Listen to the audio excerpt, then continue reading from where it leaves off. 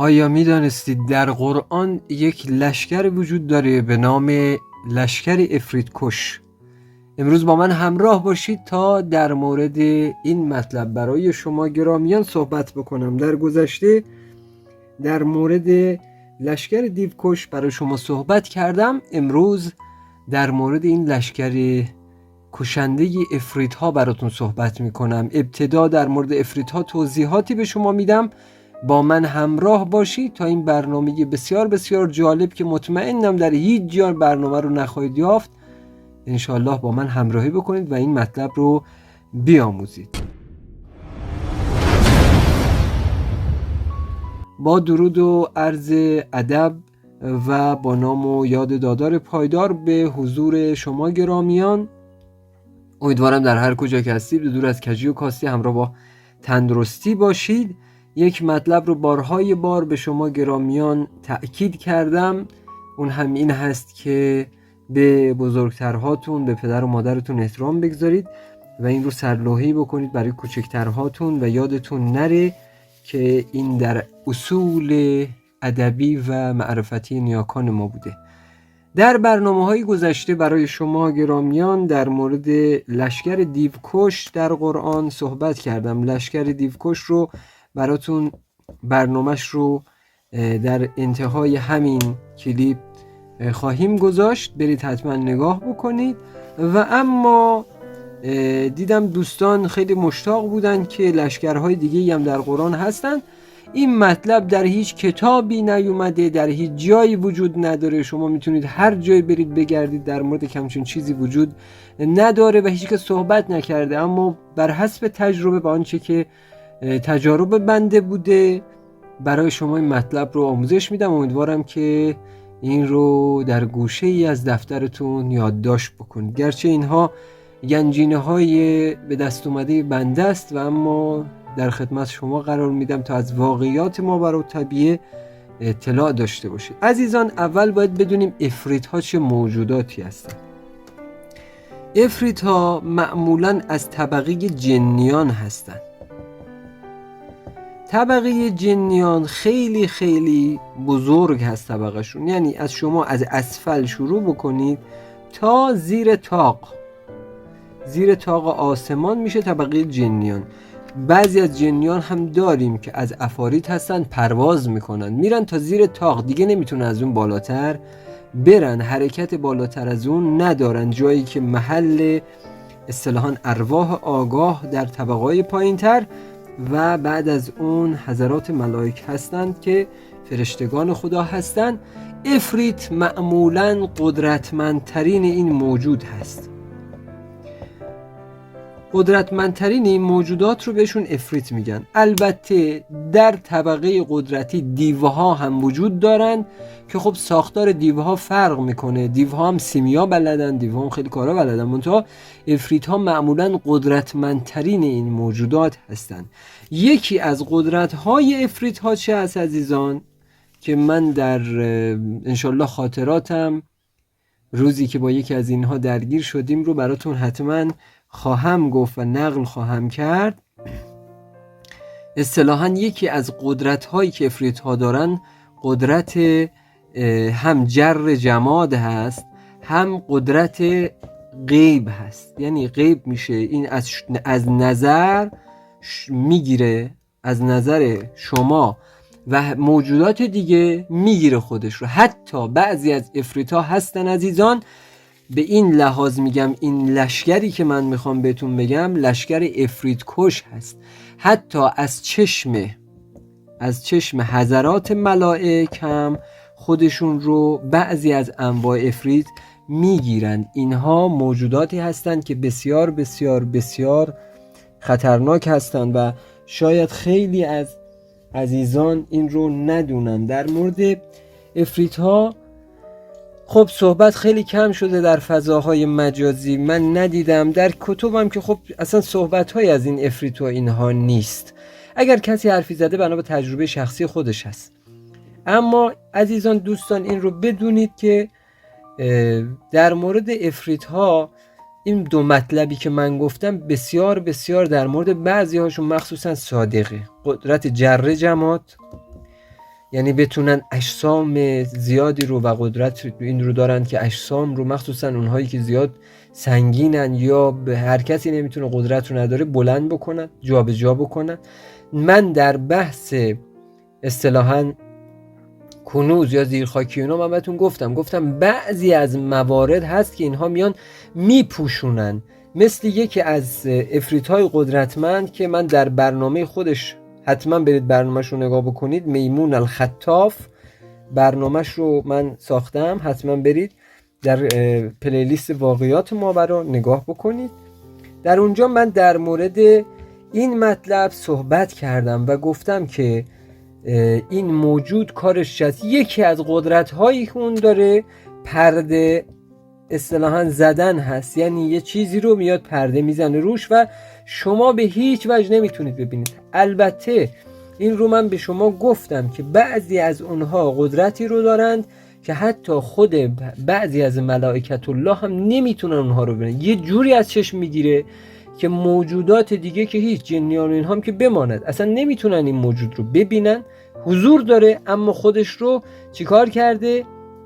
دوربرش رو گرفته و پنهان کرده و در اون پنهانکاری کار خودش رو انجام میده. و اما مهمترین قسمتی که در این لشکر افریت کش هست اینجاست که مهمترین قسمت این عمل که عرض کردم خودش رو از دید پنهان میکنه، مانند یک اصطلاحاً موجودی میشه که در لای آینه مثلا شما میره و شما نمیبینید، یا مثلا مثل یک حاله ای از یک انرژی داره حرکت میکنه و رادار اون رو نمیگیره. مثل هواپیمایی میمونه که الان مثلا F-35 رو ساختن دیگه، این F-35 رادار گریزه، یه جوری ساختنش که رادارها به غلط نمیتونن رو بگیرن. این هم تقریبا این ساختار این چنینی داره.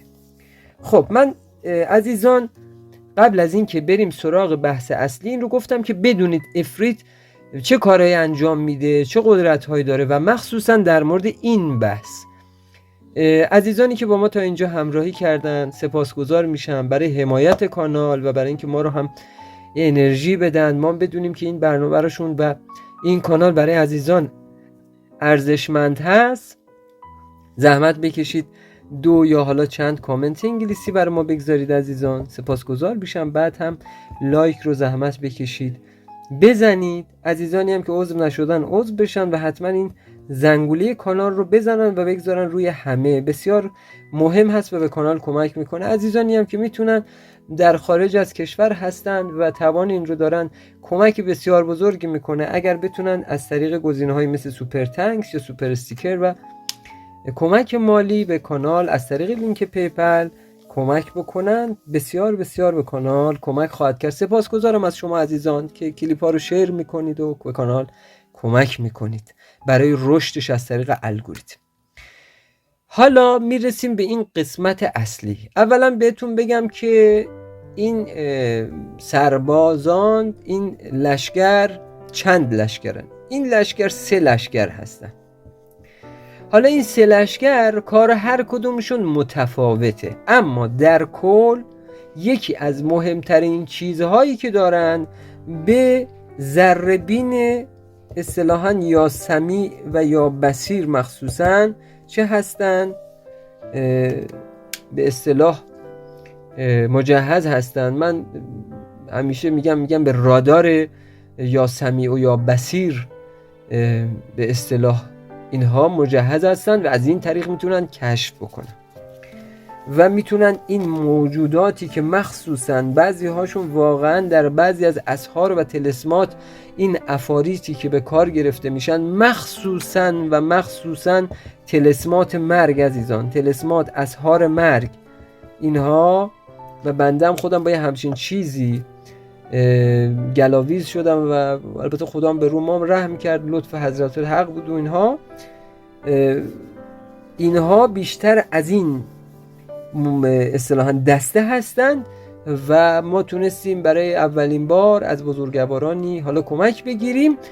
و اما در کجای قرآن هستند این عزیزان؟ این 3 لشکر در سوره الرحمن هستند. سوره الرحمن شاید خیلی ها بگن خب عروس قرآنه و به اصطلاح شاید توش اصلا قهریه نداره، شاید همچین چیزایی توش نداره، ولی اینکه از روی اینجور مسائل نمیشه روی سوره های قرآن چیکار کرد؟ بحث کرد و نسبت به اون اصطلاحاً یک نظری رو داد. در سوره الرحمن که 2 آیه داره که من خیلی ازش استفاده میکنم، مخصوصا از اون زمانی که حالا این لطف شد و یه سری اجازه ها دادند و این مسائل. آیه شماره 33 و 35 سوره الرحمن. این 3 لشکر عزیزان در کجا هستند؟ در این 2 آیه هستند. و خب من نمیگم قسمت اصلیش تو کدوم قسمت هستن، تو کدوم اصطلاحاً فلسفه این 2 آیه هستن، منتها شما این رو بدونید که این عزیزان در این 2 آیه اصطلاحاً عهد دارند و خدام این 2 آیه هستند. چند تن از بزرگانشون هست، خب بزرگواری هست که بر کل سوره اصطلاحاً ملک قدرتمندی هست و این ملک این اصطلاحاً ملائکه قدرت خداوند و قدرتمند خداوند که من از همین جا درود میفرستم بر حضرت بزرگوار ملک عظیم و اسمشو نمیتونم این بزرگوار رو بیارم، که حصار بسیار بزرگی رو هم به بنده کمترین لطف کردن که من همیشه از حصار یک حصارش رو هم حصار صغیرش رو هم برای شما دوستان گذاشتم. نمیگم کدوم حصاره ولی در کانال گذاشتم و عزیزانی که زرنگ باشن میدونن کدوم حصار رو من گذاشتم براتون. یک حصار توپ شکله، یکی از همین حصارهایی که این بزرگوار حضرت بزرگوار که بر کل سوره ایشون سلطان هستن و اصطلاح قدرتمند هستن ایشون دادن.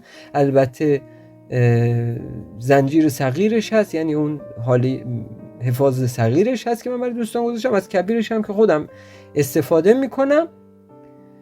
در این 2 آیه عرض کردم همونجور که به شما 7 بزرگوار در این 2 آیه هستند. یکی از این بزرگوار جناب ملک قدرتمند جناب زحیل هستند. خیلی خیلی قدرتمند جناب زحیل یکی از ملائک قدرتمند این 2 آیه هستند که البته شما نمیتونید نام ایشون رو ببرید و ازشون کار بخواید، به خاطر اینکه ایشون بنابر دلایلی میتونن بیان که اون هم داشتن اذن از اون حضرت بزرگوار هست که خب عرض میکنم به بنده کمترین لطف شده و بنده در چند مورد از این بزرگوار لطف شامل حال بنده شده. و یکی از مهمترین چیزهایی که این بزرگواران دارند و میتونید از اونها اصطلاحاً از اون قدرتش استفاده بکنید، قدرت ناپدید شدن یا نامرئی شدن این حضرات هستند. این حضرات جوری نامرئی میشن که به اصطلاح از پشت سر افریت رو میگیرند.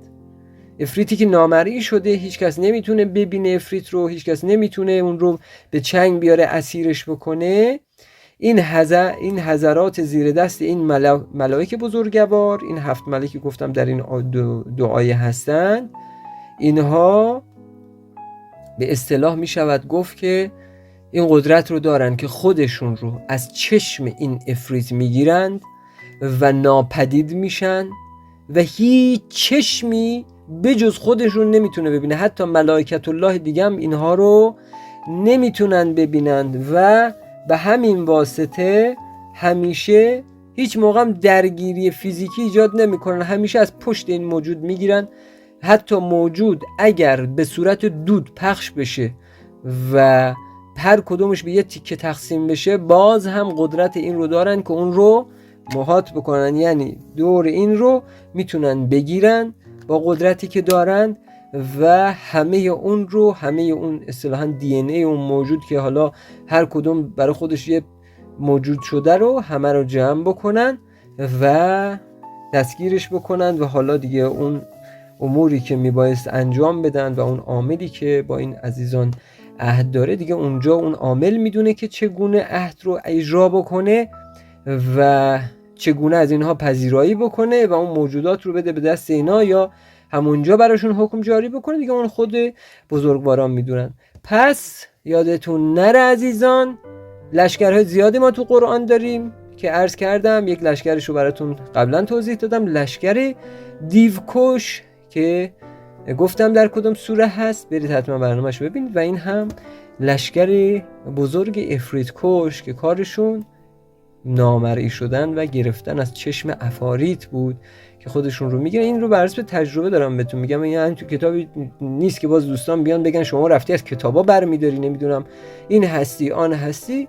اینها همش بر اساس تجربه است. امیدوارم که این تجربه گرانبها رو هم که به صورت رایگان در اختیار شما گذاشتم و روزی برسه حتما با این بزرگواران بتونید عهد ببندید و ازشون انشالله استفاده بکنید. خداوند ارحم الراحمین هست و بر همه نظر خیر داره. من درود به این حضرات بزرگوار از همینجا میفرستم و امیدوارم که تا این لحظه با ما همراه شده اید و همراهی کردید از این برنامه استفاده کافی رو داشته باشید.